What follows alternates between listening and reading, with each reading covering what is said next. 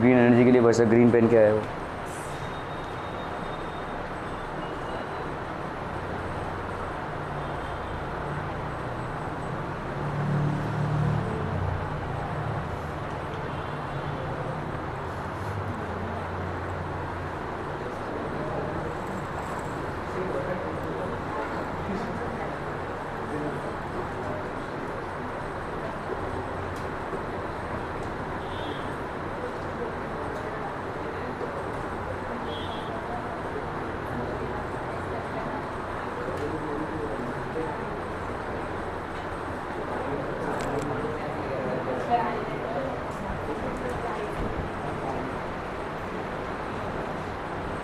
Okay, people, towards green energy. So what we are going to discuss is about green energy. Green energy मतलब हम energy को क्या कर रहे हैं, ज़्यादा करके इनएग्जॉस्टिबल रिसोर्सेज से, मतलब आपके जो एग्जॉस्टिबल रिसोर्सेज है उससे हम इनएग्जॉस्टिबल रिसोर्सेज में मूव कर रहे हैं। जैसे आपके पेट्रोलियम जो है, जो ऑयल है, जो रिजर्व्स हैं, दे आर एग्जॉस्टिबल। जिस रेट से आप यूज़ कर रहे हैं आज नहीं तो कल वो ख़त्म होने वाला है, ठीक है। सो ये दीज आर एग्जॉस्टिबल रिसोर्सेज। तो एनर्जी को हम अभी एग्जॉस्टिबल से इनएग्जॉस्टिबल फॉर्मेट में चेंज कर रहे हैं। जैसे आपका सनलाइट हमको बहुत बड़ी मात्रा में अवेलेबल है, आपका विंड बहुत बड़ी मात्रा में अवेलेबल है। अगर आपने सन की एनर्जी को या विंड की एनर्जी को यूज़ किया, they are not going to get exhausted.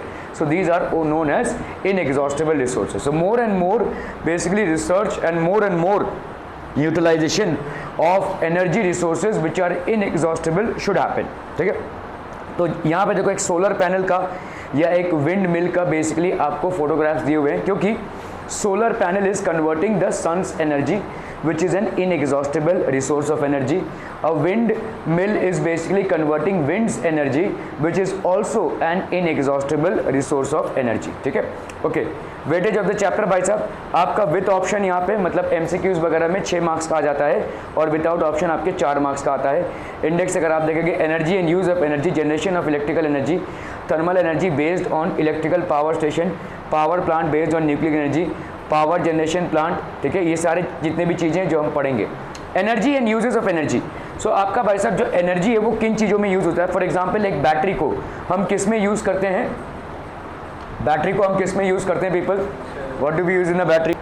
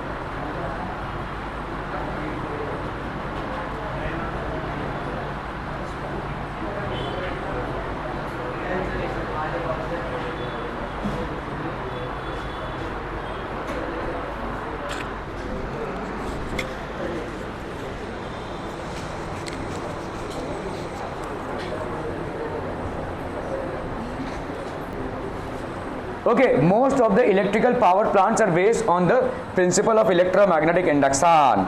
Electromagnetic induction भाई साहब क्या बोलता है, ठीक है, क्या बोलता है, अरे क्या बोलता है रे,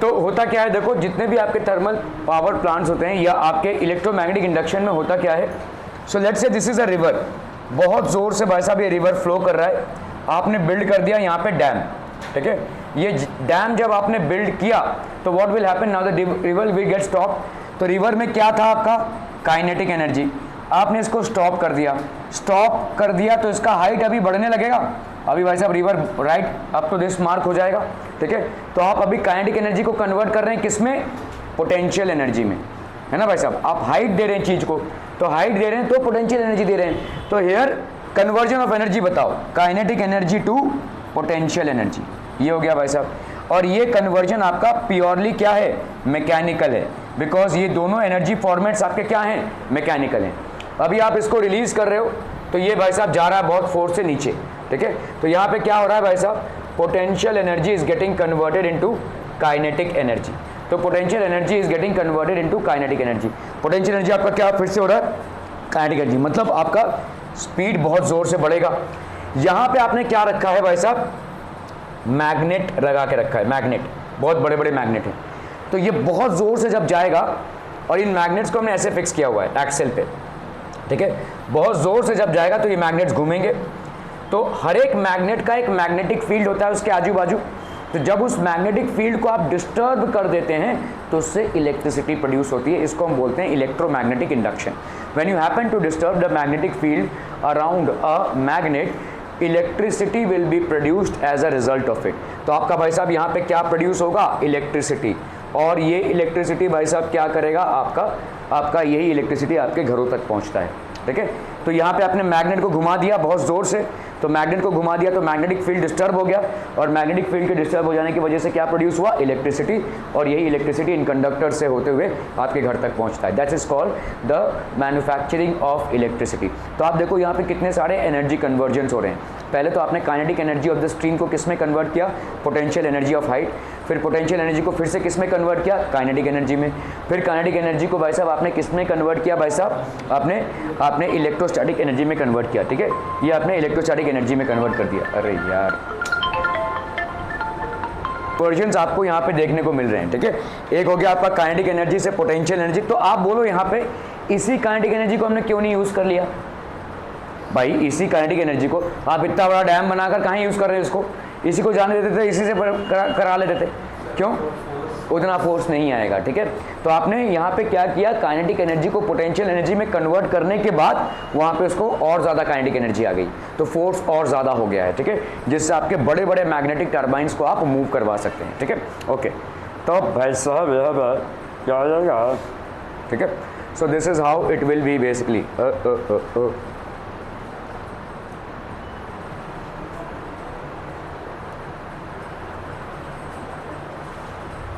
So according to this principle, whenever magnetic field around a conductor changes, अगर एक कंडक्टर के आजू बाजू जो मैग्नेटिक फील्ड है उसमें कभी भी कोई भी चेंज प्रोड्यूस होता है तो a potential difference is generated across the conductor. The electrical power generating machine based on this principle is known as an electric generator, ठीक है, तो such large generators are used in commercial generator plants. A turbine is used to rotate the magnet in the generator. तो इस magnet को भाई साहब हम rotate कर रहे हैं बाय अ टर्बाइन, देखो ये नोजल है, हाई वेलोसिटी स्टीम, कभी कभी हम स्टीम भी यूज़ कर सकते हैं, ठीक है, अगर समझो भाई साहब अगर इस जगह पे जैसे आपका यहाँ पे क्या था, आपने यहाँ पे क्या यूज़ किया भाई साहब, पोटेंशियल एनर्जी वाटर का, फॉलिंग वाटर का यूज़ किया, क्या दूसरा कोई तरीका यूज़ कर सकते हैं, आप एक भाई बहुत बड़ा टैंक ले लीजिए, इस टैंक में आप क्या कीजिए, इसको हीट कीजिए, तो हीट करने से स्टीम प्रोड्यूस होगा, स्टीम को भागने मत दो, स्टीम को आप यहाँ से एक पाइप से कनेक्ट कर दो और स्टीम भाई साहब बहुत ज़ोर से छोड़ोगे इसमें तो ये टरबाइन क्या होंगे भाई साहब आपके, मूव करेंगे, ठीक है, लेकिन पिछले वाले से ये वाला जो प्रोसेस है ये आपका प्रॉब्लमेटिक है। प्रॉब्लमेटिक क्यों, क्योंकि भाई साहब इतने बड़े टंकी को हीट करने के लिए आपको कोल को बर्न करना पड़ेगा। So again you are basically आपका एनर्जी इन्वेस्टमेंट ज़्यादा हो जाएगा, ठीक है। दूसरी बात, आपका ये जो वाटर लॉस हो रहा है, ये वाटर तो स्टीम में कन्वर्ट हो जाएगा, इस स्टीम को फिर से वाटर में कैसे कन्वर्ट करें, ठीक है। सो यहाँ पे आपको वाटर लॉस भी हो रहा है। So the first process would be more convenient as generation of electricity, ठीक है, as generation of electricity, okay। A turbine is used to rotate the magnet in the generator। तो टर्बाइन होता है भाई साहब ये शाफ्ट पे होता है, ठीक है। When the flow of liquid और गैस, तो इसमें भाई साहब लिक्विड भी आ सकता है या गैस भी आ सकता है। लिक्विड आया कहाँ से भाई साहब, अगर आपने बहुत ऊपर से लिक्विड को छोड़ा या बहुत ऊपर से स्ट्रीम को छोड़ा, बहुत जोर से वो नीचे आएगा और इस टर्बाइन को मूव करेगा, ठीक है, या गैस से भी, ठीक है। This turbine is connected to electrical generator. Thus the magnet in electrical generator starts rotating and electrical energy is produced, ठीक है। Most of the electric power plants are based on the principle of electromagnetic induction, ठीक है। Identify the diagram, भाई साहब यहाँ पे क्या हो जाएगा आपका, this is basically a turbine or an electromagnet, ये क्या हो जाएगा, this will be basically a turbine, ठीक है। State whether true or false, energy can neither be created nor be destroyed, ये तो हम बचपन में ही पढ़ चुके हैं भाई साहब, ठीक है, ओके। अ थर्मल पावर प्लांट, तो यहाँ पे थर्मल पावर प्लांट में क्या है भाई साहब, आपका वाटर को हम क्या करा रहे हैं भाई साहब, बॉयल करा रहे हैं, ठीक है। A thermal power plant consist of a boiler, जिसमें आप वाटर को बॉयल कराते हैं, a condenser, a turbine, a generator, pump and 2 towers, 2 towers होते हैं इसमें, कूलिंग टावर, ठीक है। तो यहाँ पे भाई साहब coal is combusted in the boiler, तो कोल को कंबस्टन किया जाता है using thermal energy released during the burning of coal, steam of very high temperature and pressure is generated. तो बहुत हाई टेम्परेचर और प्रेशर में हम क्या जनरेट करवा रहे हैं भाई साहब, स्टीम, ठीक है। और ये steam, this steam is used to drive the turbine which in turn rotates the generator and electrical energy is produced. तो यहाँ पे भाई साहब स्टीम से रोटेट हो रहा है टर्बाइन, टर्बाइन से भाई साहब जनरेटर में क्या प्रोड्यूस हो रही है, इलेक्ट्रिसिटी प्रोड्यूस हो रही है, ठीक है। तो कोल को हम भाई साहब क्या कर रहे हैं, boiler for conversion of water to steam, steam turbine है, system for converting back to water, तो स्टीम को हम फिर से भाई साहब वाटर में कन्वर्ट कर रहे हैं, क्योंकि इससे तो काफ़ी सारा वाटर लग जाएगा, ठीक है। स्टीम टर्बाइन है, जनरेटर में जा रहा है ये और इलेक्ट्रिकल एनर्जी जनरेट कर रहा है, बहुत ज़ोर से स्टीम जा रहा है और स्टीम बेसिकली क्या कर रहा है, टर्बाइन को घुमा रहा है, ठीक है। जैसे पहले के ज़माने में वो रेलगाड़ी देखी थी आपने, जिसमें आपके इलेक्ट्रिकल इंजन्स नहीं होते थे, जिसमें आपके क्या होते थे भाई साहब, स्टीम इंजन्स होते थे। तो स्टीम इंजन्स कैसे चलते थे, as anybody seen a steam engine जीवन में, हाँ क्या बोल रहे हैं, कोल से चलाते थे, ठीक है। तो स्टीम इंजन में क्या होता था, आप यहाँ पे मतलब 2 ड्राइवर्स लोग ऐसे कोल डालते रहते थे उसमें, और कोल से भाई साहब स्टीम जनरेट होता रहता था और स्टीम भाई साहब पीछे आता था। अगर कोई चीज़ पीछे आती है तो Newton's third law of motion क्या बोलता है, every action has an equal and opposite reaction. तो कोई चीज़ पीछे आ रही है तो भाई साहब आपका गाड़ी आगे जाएगा, ठीक है। जितनी भी गाड़ियाँ आप देखते हैं यहाँ पे, उनके जो एग्जॉस्ट पंप्स होते हैं वो किस तरफ होते हैं, पीछे की तरफ होते हैं। क्यों, क्योंकि जो एग्जॉस्ट पंप है वो गैस छोड़ रहा है, तभी जाके गाड़ी आगे बढ़ रहा है। किसी का एग्जॉस्ट पंप सामने की तरफ देखा है क्या भाई साहब, वो पीछे की तरफ चला जाएगा फिर, ठीक है। तो इसी तरह से आपका only the turbine is rotated, the steam temperature and the pressure decreases, ठीक है। The steam is then cooled, तो स्टीम का वापस क्या होता है, कूलिंग होती है और फिर से उस वाटर को कन्वर्ट होता है और फिर से वो वाटर हीट होता है और ऐसा चलता ही रहता है, ठीक है। स्टीम का वाटर में कन्वर्जन और वाटर का स्टीम में कन्वर्जन, ये चलता ही रहेगा एक सर्कुलेटरी प्रोसेस से। हमने बेसिकली यहाँ पे क्या यूज़ कर लिया है, स्टीम का जो गशिंग पावर है, जितनी ज़ोर से वो जा रहा है, स्टीम का जो गशिंग पावर है, that basically will move the turbines, और ये टर्बाइंस जनरेटर से कनेक्टेड है और इलेक्ट्रिकल एनर्जी भाई साहब जनरेट हो जाएगा। Energy transformation in a thermal power plant, जहाँ पे थर्मल पावर प्लांट मतलब क्या होता है, जहाँ पे आप थर्मल एनर्जी को यूज़ करते हुए इलेक्ट्रिकल एनर्जी प्रोड्यूस कर रहे हैं। So what you are using is thermal energy to produce electrical energy, जहाँ पे आप हीट एनर्जी को यूज़ करते हुए इलेक्ट्रिकल एनर्जी प्रोड्यूस कर रहे हैं। तो chemical energy in coal, this gets converted into thermal energy. Thermal energy भाई साहब काइनेटिक एनर्जी इन स्टीम, फिर kinetic energy in turbine and then electrical energy. Energy transformation in thermal power plant, problems associated with thermal power plant generation. In thermal power plant coal is burnt which causes air pollution, तो कोल की burning होती है जिससे आपका क्या होता है, air pollution होता है। Gases like carbon dioxide, sulphur oxide and nitrogen oxide, which are harmful to health are emitted during the burning of coal. तो कोल के बर्निंग से क्या क्या प्रोड्यूस होती है भाई साहब? Carbon dioxide, then sulphur oxide, nitrogen oxide which are harmful to health are emitted during the burning of coal. Coal which is used as a fuel in thermal power plant is available in limited quantity and will get depleted in the future। तो कोल आपका भाई साहब किस तरह से use हो रहा है? As a fuel in thermal power plant is available in very limited quantities and will get depleted in the future. ये भाई साहब फ्यूचर में डिप्लीट हो जाएगा, खत्म हो जाएगा, ठीक है। Complete the table chemical energy in coal, ठीक है। ये किस में कन्वर्ट हो रहा है भाई साहब? थर्मल एनर्जी में। थर्मल एनर्जी किस में कन्वर्ट हो रही है भाई साहब? काइनेटिक एनर्जी में। Kinetic energy is getting converted to kinetic energy in turbine and finally electrical energy, ठीक है। सो ये थर्मल एनर्जी में कन्वर्जन हो रहा है इसको। In a thermal power plant dash is combusted in the boiler. किस चीज को हम बर्न कर रहे हैं भाई साहब? कोल को, ठीक है, ओके।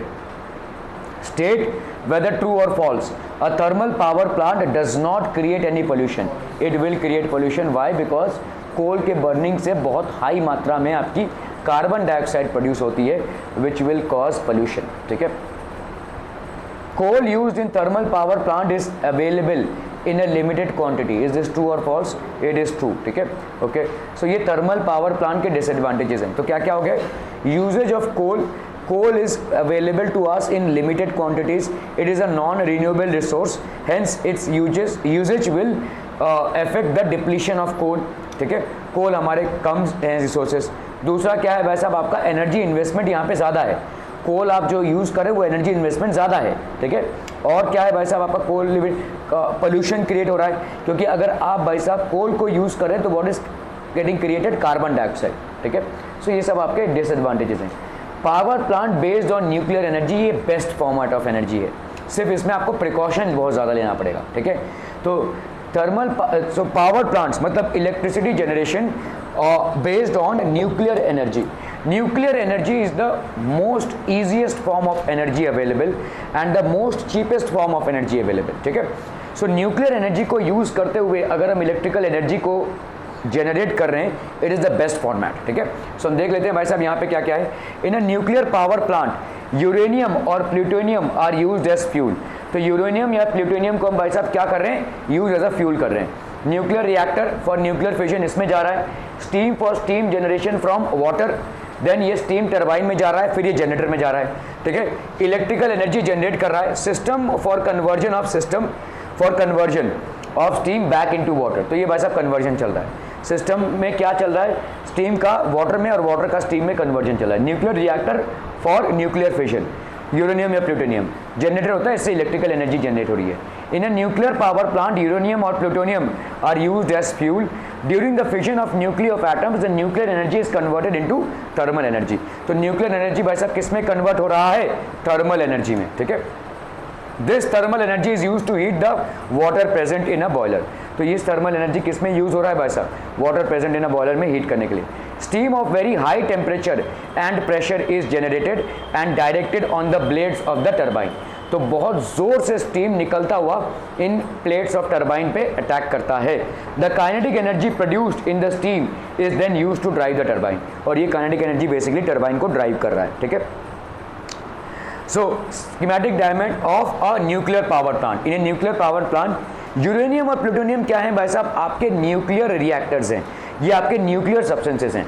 यूरेनियम और plutonium are used as fuel. इनका एनर्जी एमिशन होगा। देखो न्यूक्लियर फिशंस होते हैं, मतलब कैसा होता है कि कोई अगर न्यूक्लियर चीज़ है, समझ लो ये न्यूक्लियर चीज़ है कोई, ठीक है, न्यूक्लियर एटम है, तो इसका क्या होगा भाई साहब? फिजन होता रहेगा। ये भाई साहब दो में बटेगा, फिर ये इसका फिजन होगा और ये इसका फिजन होगा। तो अगर समझ लो कोई एटम ए है तो इसका फिजन होगा A1 एंड A2 में, फिर A1 का फिजन होगा भाई साहब A2 और A3 में, ठीक है, सॉरी A3 और लेट्स से A4 में, और ये होगा भाई साहब A5 और A6 में। ऐसा ही भाई साहब फिजन होता जाएगा। Chain of reactions will happen और हर एक फिजन में आपकी एनर्जी जनरेट होगी। Each fission will be accompanied by generation of energy.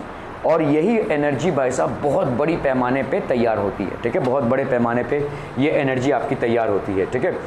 During the fission of nuclear of atoms the nuclear energy is converted into thermal energy. तो ये जो nuclear energy हर एक fission में रिलीज हो रहा है, इसी न्यूक्लियर एनर्जी को हम किस में कन्वर्ट कर रहे हैं, थर्मल एनर्जी में, ठीक है, is converted to thermal energy. This thermal energy is use to heat the water present in a boiler. इसके पहले आप किससे आप वाटर को हीट कर रहे थे, कोल को यूज़ करते हुए, और कोल आपका लिमिटेड रिसोर्स है, लेकिन जितने भी सब्सटेंसेस आपके रेडियो एक्टिव हैं वो डिसइंटीग्रेट होंगे, वो होंगे ही होंगे। तो रेडियो एक्टिव सब्सटेंस के डिसइंटीग्रेशन से क्या प्रोड्यूस होगा, एनर्जी, और इसी एनर्जी को थर्मल एनर्जी में कन्वर्ट करते हुए हम क्या जनरेट करेंगे भाई साहब, वाटर को हीट करेंगे। जब वाटर आपका हीट होगा, this thermal energy is used to heat the water present in the boiler. Steam of very high temperature and pressure is generated and directed on the blades of the turbine. बहुत high pressure में steam निकलेगा और turbine को घुमाएगा। The kinetic energy produced in the steam is then used to drive the turbine। तो ये kinetic energy जो produce हुआ है स्टीम में, उससे वो टरबाइन ड्राइव होगा। टरबाइन को घुमाना है, वो आप वाटर से भी घुमा सकते हो, वो आप स्टीम से भी घुमा सकते हो। वाटर से घुमाने के लिए आपको डैम कंस्ट्रक्ट करना पड़ेगा, वो बड़ा खर्चा है। डैम कंस्ट्रक्शन का डिसएडवांटेज क्या है कि भाई साहब कोई भी आपका नेचुरल रिसोर्स जो होता है उस पर आश्रित बहुत सारे जीव जंतु होते हैं, सिर्फ ह्यूमन्स ही नहीं, बहुत सारे और भी।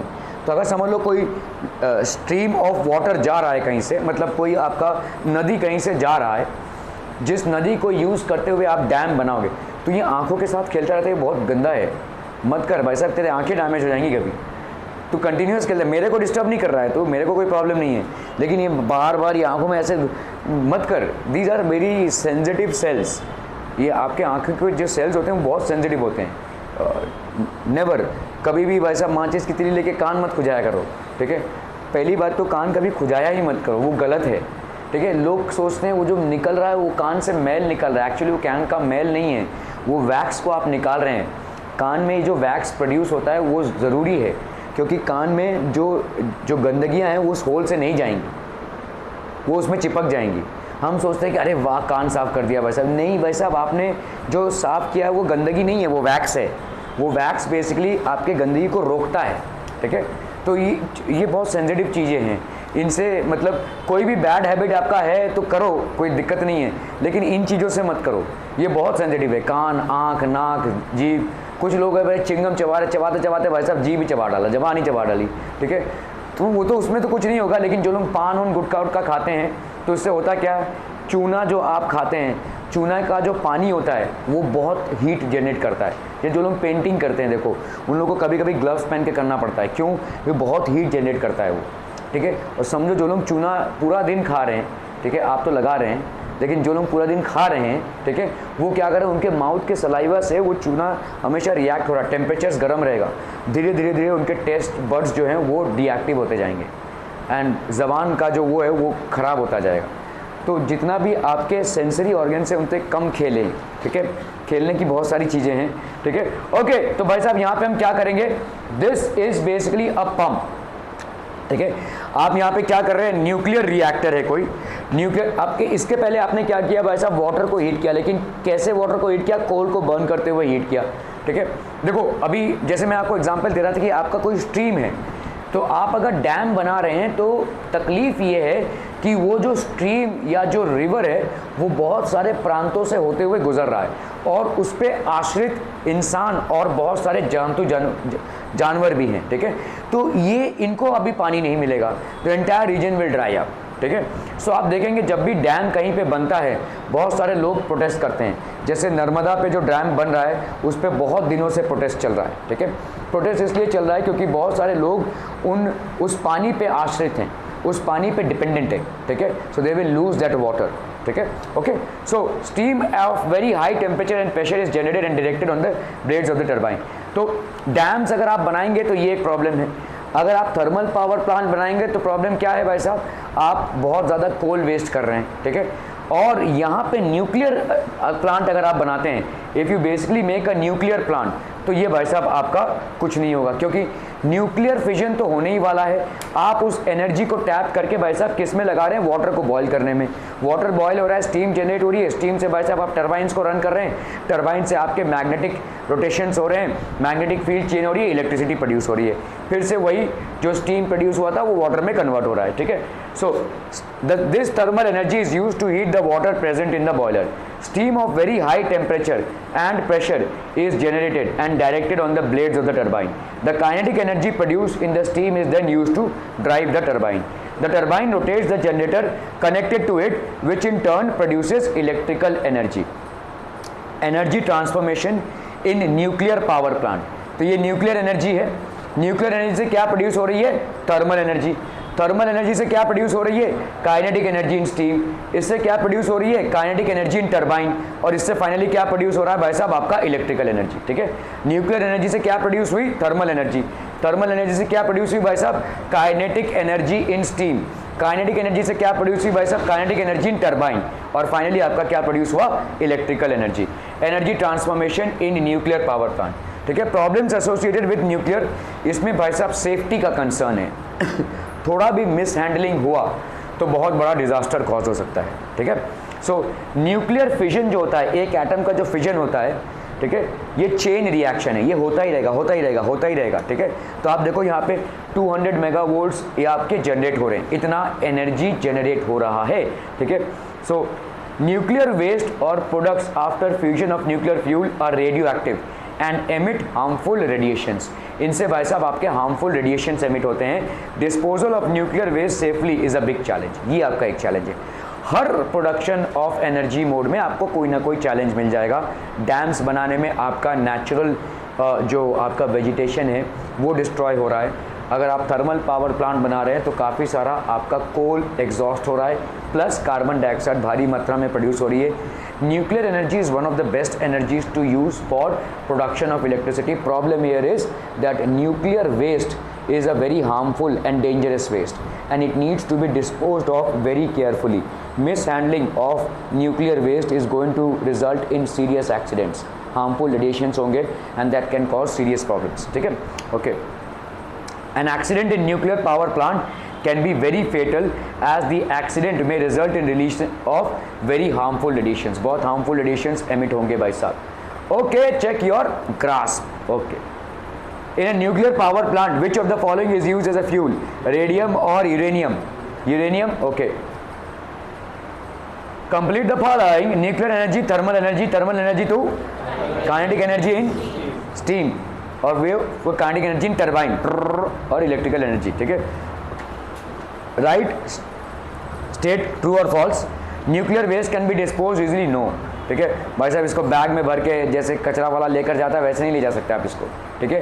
न्यूक्लियर एनर्जी को वैसा पास में भी जा सकते हैं आप। जैसे मैंने आपको बोला था शर्नोबिल एक ऐसा जगह है जहाँ पे डिज़ास्टर हुआ था और आज तक वो एरिया बैंड है, मतलब वहाँ पे कोई नहीं जा सकता है until unless you are basically wearing special suits जो इसमें रेडिएशंस नहीं जाते हैं, ठीक है।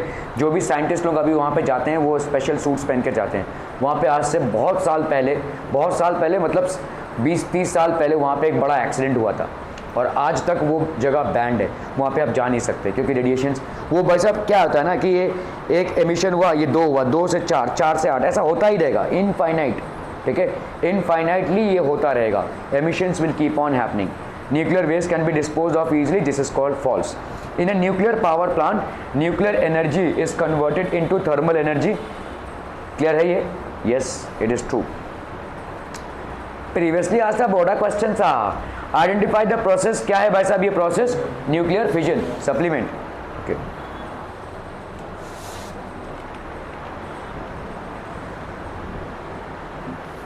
Good. This is good habit. Supplement. ये 9th वाले भाई साहब, 9th वालों को मैं पढ़ा रहा था और इधर एक मतलब उसको कोई क्वेश्चन है, सर अरे डाउट है सर, डाउट, अरे पढ़ा रहा हूँ भाई साहब, तुम एग्जाम दे रहे हो, थोड़ा हाथ ऊपर करके पूछ लो, डाउट है, क्वेश्चन पेपर से डाउट था उसको। खैर ओके, आइडेंटिफाई द प्रोसेस। ये क्या है? Nuclear fission. This is basically nuclear fission. When a neutron is bombarded with N atom of uranium, तो आपका देखो ये यूरेनियम है और इसको हमने बॉम्बार्ड किया है। ये न्यूट्रॉन बेसिकली बॉम्बार्ड, देखो किसी भी रिएक्शन को स्टार्ट करने के लिए आपको बॉम्बार्डिंग करनी पड़ेगी, मतलब जोर से आपको फेंकना पड़ेगा, ठीक है। इस न्यूट्रॉन को हम बेसिकली एक्सेलरेट करते हैं, अलग मशीन्स होते हैं। न्यूट्रॉन को बहुत जोर से यूरेनियम में हमने स्ट्राइक किया है, that is called bombarding. Bombarding of a radio active substance by neutrons और इस प्रोसेस में क्या हो रहा है भाई साहब, न्यूक्लियर फिशन्स हो रहे हैं, और इस न्यूक्लियर फिशन में भाई साहब एनर्जी जनरेट हो रही है, और उस एनर्जी जनरेशन में भाई साहब हमको देखने को मिल रहा है।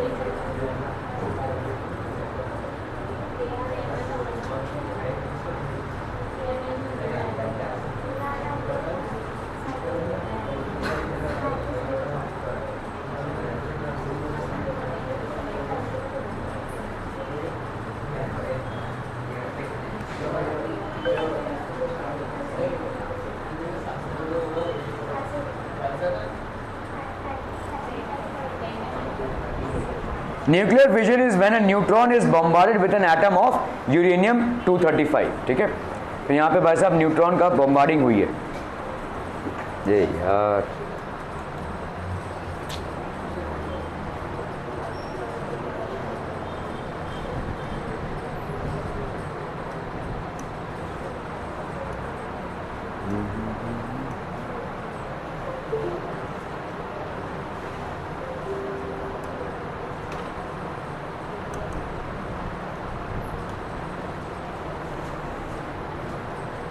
तो न्यूट्रॉन की भाई साहब क्या हो गई है भाई साहब, बॉम्बार्डिंग, ठीक है। ये बॉम्बार्डिंग हुई है जिसकी वजह से न्यूट्रॉन के फिशन्स हो रहे हैं, और इसी हर एक न्यूट्रॉन के फिशन में क्या हो रहा है भाई साहब, आपका एनर्जी लिबरेट हो रहा है, ठीक है। तो यहाँ पे देखो क्या है, 235 92 है, ध्यान से देखना, यूरेनियम है, क्या है इसका 92 235, 92 क्या है इसका एटॉमिक नंबर, ठीक है। ये क्या है भाई साहब, आपका एटॉमिक मास। न्यूट्रॉन मतलब कहाँ पे ऐड होगा, जैसे आपने बॉम्बार्ड किया तो यहाँ पे क्या हो गया 92 और ये हो गया 236, क्या समझ में आ रहा है। एटॉमिक नंबर में कोई चेंज नहीं होगा, एटॉमिक मास नंबर में एक बढ़ जाएगा, और ये हो गया आपका अनस्टेबल, ठीक है। एक न्यूट्रॉन को आपने 235 92 पे स्ट्राइक कराया, ये बना 236 92, फिर ये क्या हो जाएगा भाई साहब फिजन, 141 56 हो गया आपका बेरियम का, 92 36 हो गया आपका क्रिप्टॉन का, और फिर से आपका भाई साहब फिजन चालू रहेगा, ठीक है। क्या ये समझ में आ रहा है भाई साहब। तो अगर आप इसको पीछे जाएंगे तो आपका क्या आया, देखो यहाँ पे दिस विल बी, क्यों ये क्या हो गया, गायब कैसे हो गया अरे, हाँ अच्छा आगे चलेगा क्या, हम भाई से इतना आगे कैसे आगे,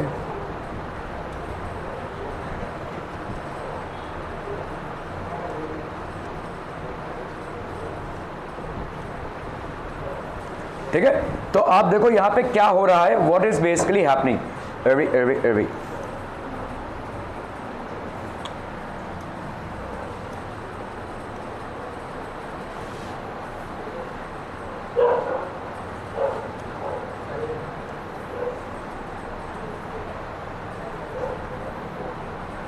अपना ही नाम ले रहा है, देख बोल उसको, तो अपना नाम क्यों ले रहा है, वो मेरे को नहीं बुला रहा है, तेरे को बुला रहा है वो।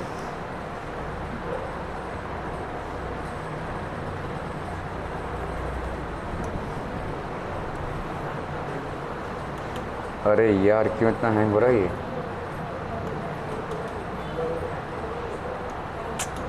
सब हैंग हो गया।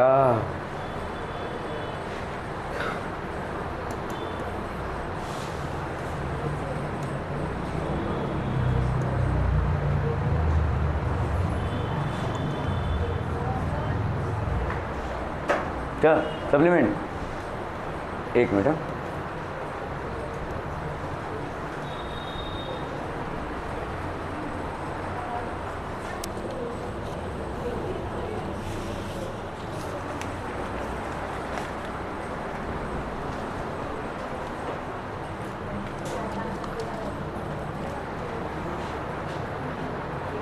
ओके। तो यहाँ पे भाई साहब क्या हो जाएगा, देखो ये यूरेनियम एटम है, ध्यान से देखो यहाँ पे है आपका 92 और ये हो गया 235, ठीक है।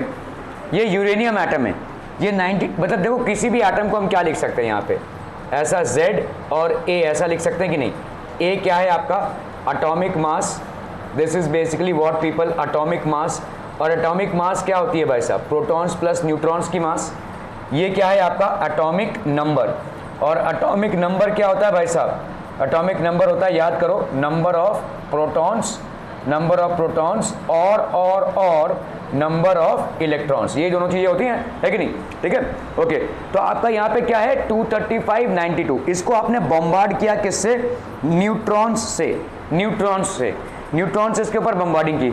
जब ये न्यूट्रॉन्स होंगे वो कहाँ पे ऐड होंगे, where will the neutrons get added to people, neutrons will get added to the atomic mass, ठीक है, they will get added to the atomic mass. Atomic number पे तो ऐड नहीं होंगे, क्योंकि एटॉमिक मास आपका किससे बना होता है, प्रोटॉन्स और न्यूट्रॉन्स से, ठीक है।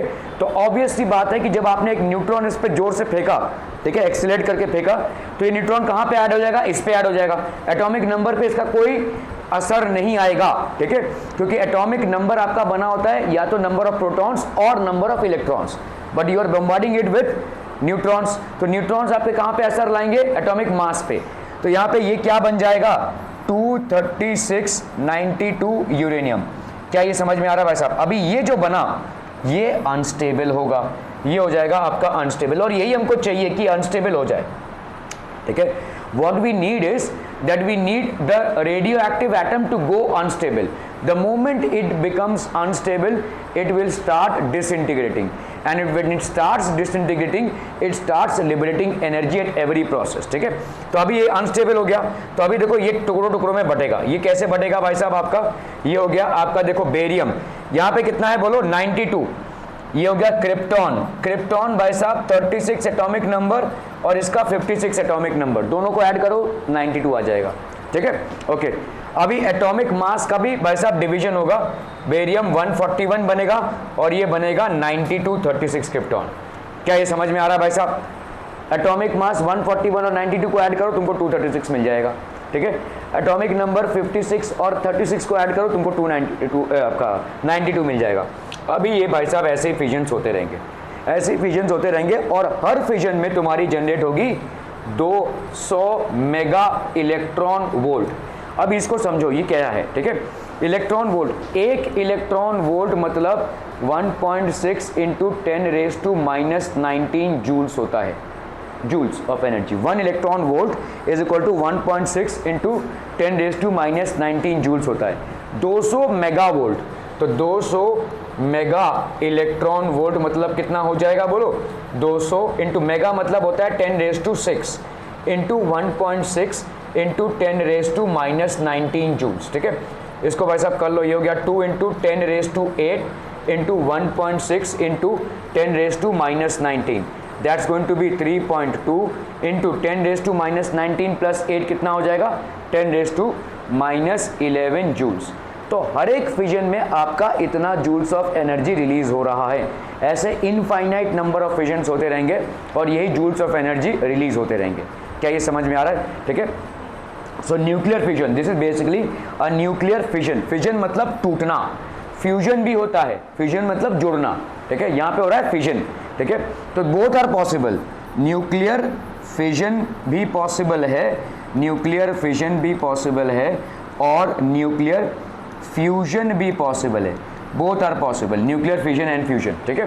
तो nuclear fusion where a neutron is bombarded on an atom of uranium 235, और न्यूक्लियर फ्यूजन क्या होता है भाई साहब, जब जुड़ जाते हैं atoms. Are we clear on this one people, hi people, समझम पीपला, समझम, ओके ओके, ठीक है। So this will be basically okay. So flow chart of power plant based on energy of natural gas, ये बहुत ही ज़्यादा energy saving है, क्योंकि natural gas जो है तो वो कहाँ से प्रोड्यूस होता है, गोबर से, ठीक है। तो जितने भी आपके विलेज एरियाज होते हैं वहाँ पे कैटल होता है, कैटल का बहुत सारा गोबर होता है, प्लस उसका क्या होता है भाई साहब, आपका जो वेजिटेबल पील्स हैं या वेजिटेबल के जो छिलके हैं, फ्लावर का छिलका जैसे, ये जितने भी ऑर्गेनिक वेस्ट हैं, ह्यूमन वेस्ट एज वेल, ठीक है, ह्यूमन वेस्ट, एनिमल वेस्ट, ठीक है, और आपका प्लांट वेस्ट, इन सब का हम क्या बना सकते हैं, गोबर गैस, ठीक है। गोबर गैस इज बेसिकली तो compressor for pressurised air, combustion chamber. यहाँ पे हम क्या डाल रहे हैं, फ्यूल क्या है, नेचुरल गैस। क्योंकि भाई साहब जो खेत खलियानों में काम करते हैं, जो फार्मर्स होते हैं, उनके घरों में उनके विलेजेस में भाई साहब बहुत बड़ी मात्रा में कैटल रहता है, कैटल से प्रोड्यूस होता है गोबर, ठीक है। और इस गोबर को हम जितना भाई साहब गोबर गैस में डालते रहेंगे उतना ज़्यादा आपका क्या प्रोड्यूस होगा, नेचुरल गैस। और इस नेचुरल गैस को यूज़ करते हुए, क्योंकि ये बहुत एनर्जी सेविंग प्रोसेस है, हम कंबस्शन चेंबर में डालेंगे गैस टरबाइन, जनरेटर और electrical energy.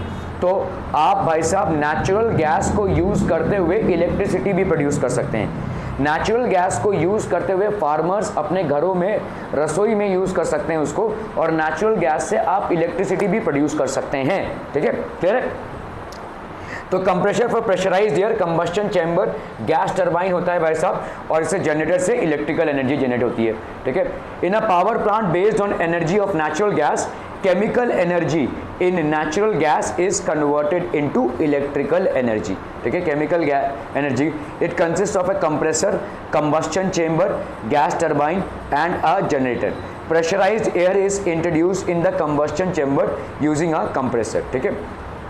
in the combustion chamber, time table बिगाड़ दिया वैसा मैंने उसके, देखो वैसा सीख कुछ उससे, तू उसके जीवन का टाइम टेबल ही बिगाड़ दिया है मैंने, okay. In the combustion chamber, रोज़ भाई साहब ये उसके दो पल के मिलने को बेताब होती हैं, फिर भी वो कैसे भी करके अपने को जागरूक रखता है।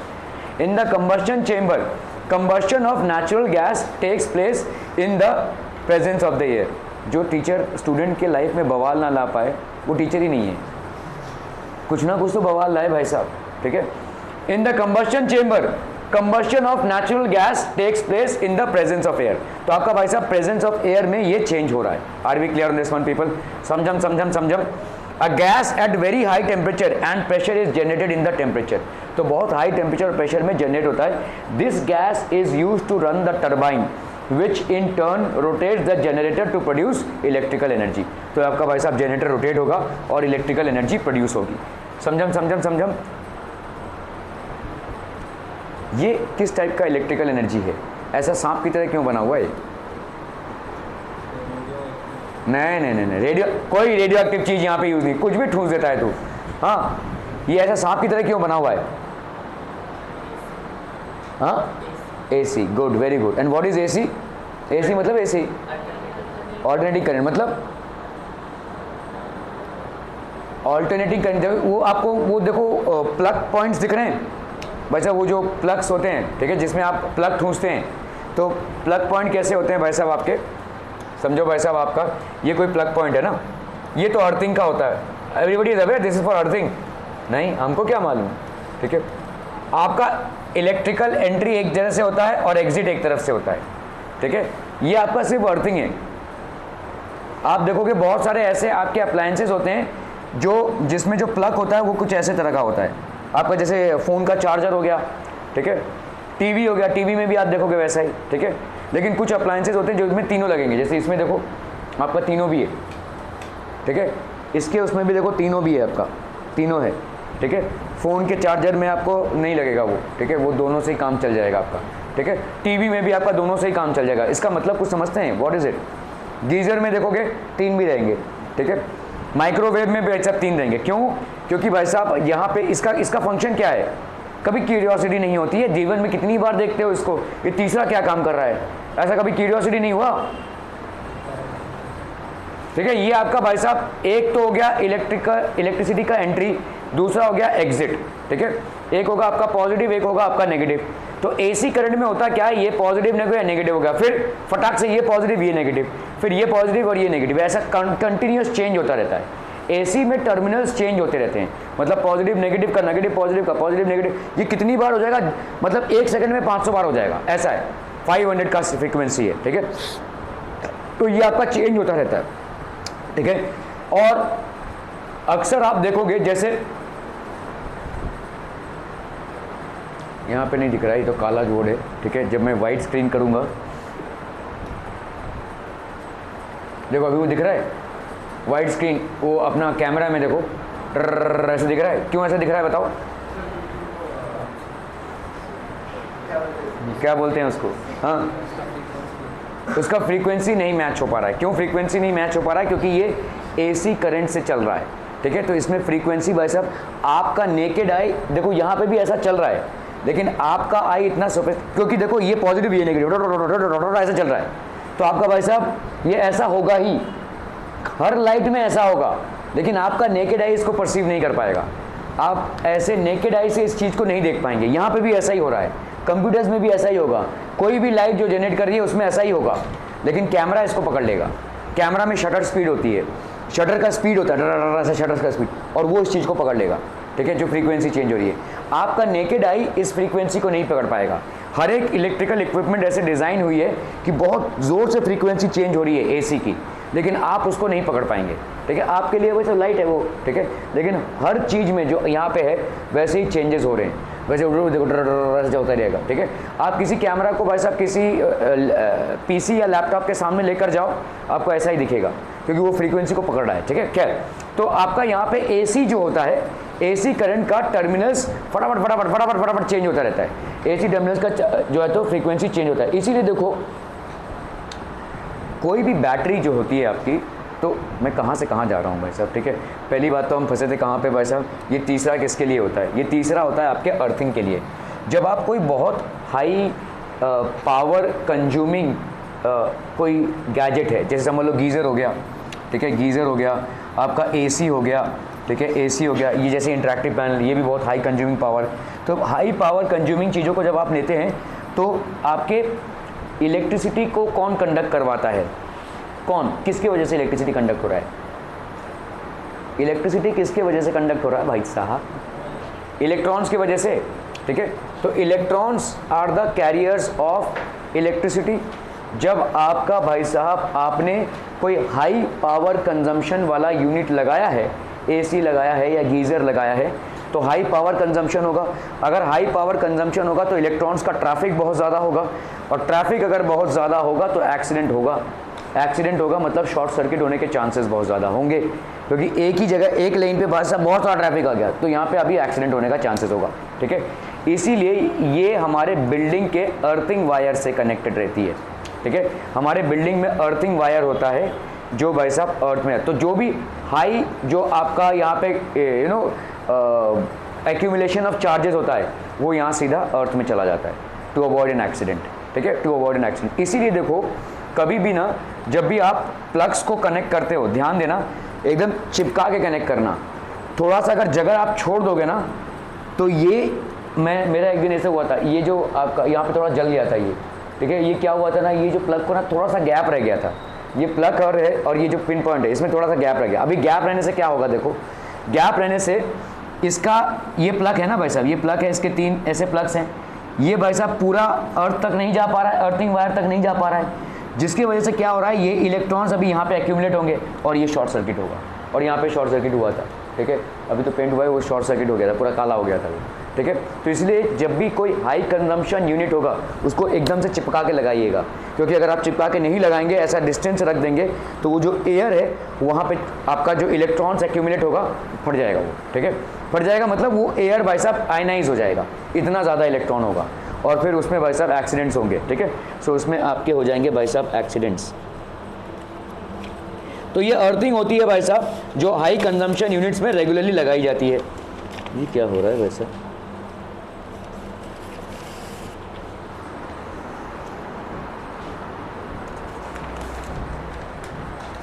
अर्थिंग होती है जो आपके हाई कंजम्पशन यूनिट्स में लगाई जाती है, ठीक है। खैर, ओके, तो आपका यहाँ पे आप देखोगे भाई साहब, जैसे आपका जो अर्थिंग है, ठीक है, वो आपका इसमें क्यों नहीं होता? जैसे समझो जैसे जैसे जैसे भाई साहब आपका यहाँ पे आप कोई चार्जर है, ठीक है, चार्जर भाई साहब आप डीसी करंट, आपके घर में क्या आता है, एसी करंट आता है ना, एसी करंट है ये, ठीक है। चार्जर के लिए आप डीसी करंट में आपको कन्वर्ट करना पड़ेगा, क्योंकि जितनी भी बैटरीज होती हैं, देखो बैटरी क्या होती है, बैटरी का एक पॉजिटिव टर्मिनल होता है और एक होता है आपका नेगेटिव टर्मिनल। बैटरी का एक पॉजिटिव टर्मिनल होता है और एक नेगेटिव टर्मिनल होता है। क्या ऐसा कोई बैटरी होता है कि ये नेगेटिव पॉजिटिव है, ये पॉजिटिव नेगेटिव है, नेगेटिव पॉजिटिव, ऐसा हो सकता है क्या वैसे? बैटरी में तो जो पॉजिटिव वही पॉजिटिव और जो नेगेटिव वही नेगेटिव। बैटरी में आप टर्मिनल्स को चेंज नहीं कर सकते, है ना, ठीक है। लेकिन आपके इलेक्ट्रिकल जो इनपुट है वो पॉजिटिव नेगेटिव होता रहेगा, पॉजिटिव नेगेटिव होता रहेगा एसी करंट में।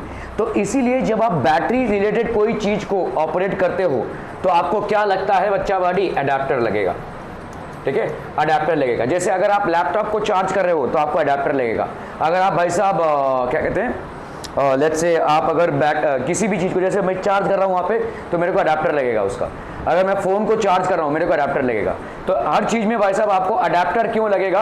अडेप्टर लगेगा क्यों भाई साहब? आपके AC करंट को वो DC करंट में कन्वर्ट करता है, और यही करंट भाई साहब आपका बैटरी को चार्ज कर पाएगा। Are we clear on this one people? AC current DC current में कन्वर्ट होता है और यही करंट उसको चार्ज कर पाएगा। ठीक है, क्लियर है, क्लियर है, क्लियर है people? Clear, clear, clear, clear, clear. So a gas at a very high temperature and pressure is generated in the chamber.